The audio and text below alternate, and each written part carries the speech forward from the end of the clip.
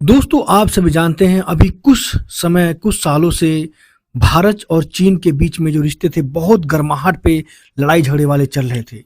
इसी बीच क्या होता है, अमेरिका के बीच में ट्रंप दोबारा चुनाव जीतते हैं और ट्रंप पागलपंती में ऐसा काम कर जाते हैं जिससे क्या होता है कि जो भारत है वह जिससे दुश्मनी ले रहा था मोड़ चाइना, उसके दूसरी तरफ हाथ बढ़ा ले रहा है। इससे क्या होता है, जो भारत और चाइना के बीच में युद्ध की स्थिति जो चल रही थी वह धीरे धीरे समाप्त होने जा रही है और भारत और चाइना ने आपस में मिलकर अपने व्यापार को बढ़ावा देना शुरू कर दिया है। इसके लिए रोड मैप तैयार किया जा रहा है और अभी हाल में ही ये खबर आई है कि हिमालय की 3 दरों से व्यापार शुरू होने जा रहा है, जिन दरों से काफी समय से लगभग व्यापार चलता आ रहा है, अब उनको दोबारा व्यापार किया जाएगा।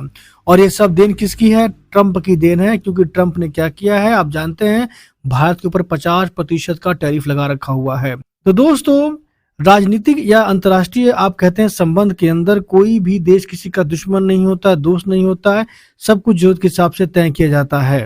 हिमालय की 3 दरों से शुरू होने जा रहा है भारत चीन का व्यापार। पहली बार पूरी तरह से सड़क के द्वारा होगा। सबसे अहम यह है कि व्यापार अब भारतीय रुपए और चीनी युआन में होगा। अब तक यह वस्तु विनिमय का आधारित थी। दोस्तों, वस्तु विनिमय का अर्थ यह होता है कि तुम मेरे सामान ले लो, मैं तुम्हें अपना सामान दे दूंगा। परंतु अब क्या होगा, अब जो व्यापार होगा करेंसी के अंदर होगा, यानी सामान दो, करेंसी लो और अपना व्यापार करते रहो।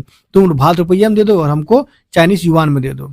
भारत तिब्बत व्यापार समिति के महासचिव दौलत रायपा ने बताया है कि सदियों से तिब्बत के साथ हमारा व्यापारिक वस्तु विनिमय पर होता आया है। हम लंबे समय से स्थानीय मुद्रा में व्यापार की मांग कर रहे थे। इसके लिए गूंजी में एसबीआई ब्रांच में चीनी मुद्रा एक्सचेंज की सुविधा देनी शुरू किया जाएगा, ऐसा प्लान किया गया है। अभी तो हुआ नहीं पर हो जाएगा। यानी जो हमारी एसबीआई बैंक है वह ब्रांच खोलेगी गूंजी में और चीनी और भारतीय रुपए का एक्सचेंज होता रहेगा। तिब्बत से व्यापार होता है हमारा, तिब्बत से जो हमारा व्यापार होता है, नमक, बुराकस, पशु उत्पाद, जड़ी बूटियां, स्थानीय सामान बेचे जाते हैं। जबकि भारत जो है व्यापारी बकरी, भेड़, खच्चर, अनाज, मसाले, गुड़, मिश्री, गेहूं और सौंदर्य उत्पाद वहां से ले जाते हैं। और दोस्तों, ये कोई नया नहीं है। ब्रिटिश काल में भी लिपुलेख व्यापार और तीर्थ यात्रा का भी प्रमुख केंद्र रहा है, जहां से काफी टाइम से चलता आ रहा था। 1991 में भारत और चीन ने इसे औपचारिक व्यापारिक मार्ग बनाया था। अब दोस्तों, इस व्यापार के चलते या उससे भी मान लीजिए सामरिक दृष्टि से भी हमारे लिए बहुत महत्वपूर्ण था लिपुलेख। इसके लिए ऑल द वेदर यानी हर मौसम में जो रोड चलती रहे, जो कभी बारिश ना हो, चाहे ठंडी हो, चाहे गर्मी हो, चाहे बर्फ गिरे, इसके लिए सरकार ने योजना अपनी शुरू कर दी है। कोविड-19 में 2020 की गलवान झड़प के बाद व्यापार हमारा बंद हो गया था।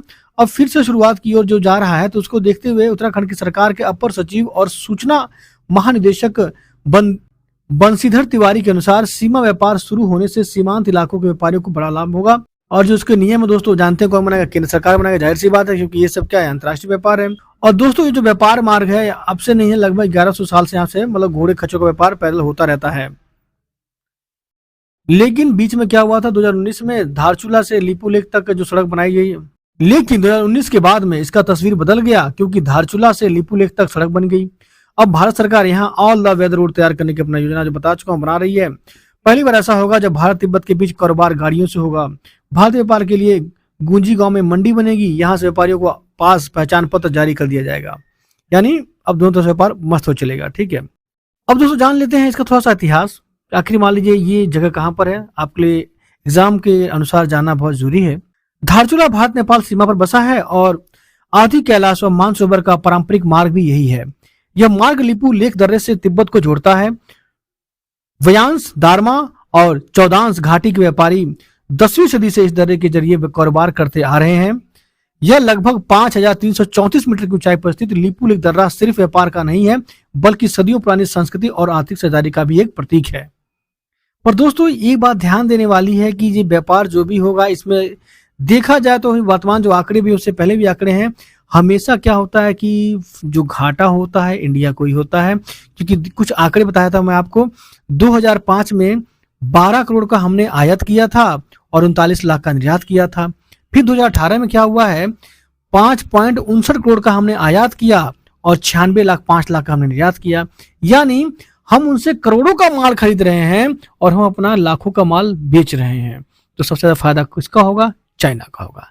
खैर, ये तो जो भी परिस्थितियां हैं सरकार को ध्यान देना पड़ेगा, ताकि जो व्यापारिक जो घाटा बीच में चल रहा है ना, इसको बराबर करना पड़ेगा। अगर बराबर नहीं किया जाएगा ना, तो भारतीय व्यापारी के लिए और भारत के लिए क्या होगा, घाटे का सौदा होगा, क्योंकि चीन हमेशा क्या रहेगा, फायदे में रहेगा।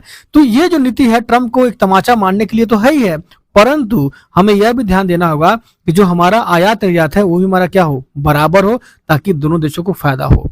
तो दोस्तों यह था करंट टॉपिक। पढ़ते रहिए DV एजुकेशन के साथ में। आपका समय शुभ हो। जय हिंद।